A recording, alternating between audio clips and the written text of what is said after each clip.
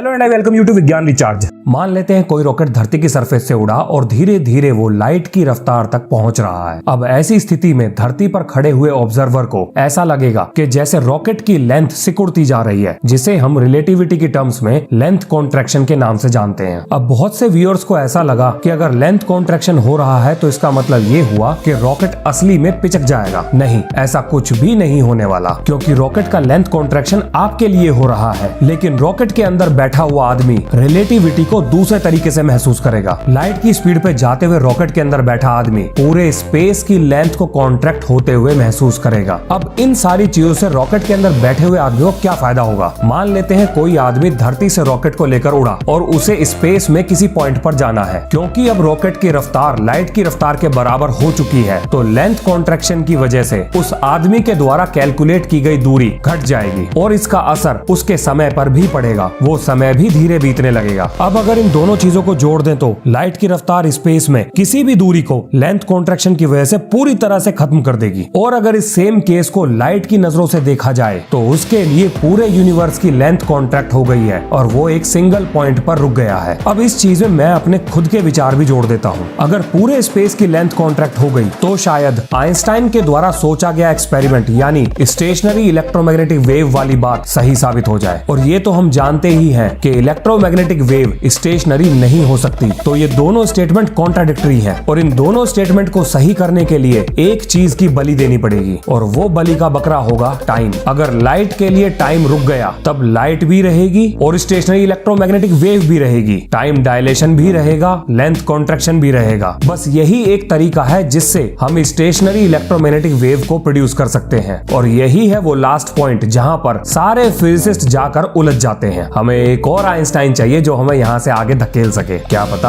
आप में से ही कोई बन जाए। अब एक सवाल दिमाग में और आता है, क्या समय में पीछे जाया जा सकता है?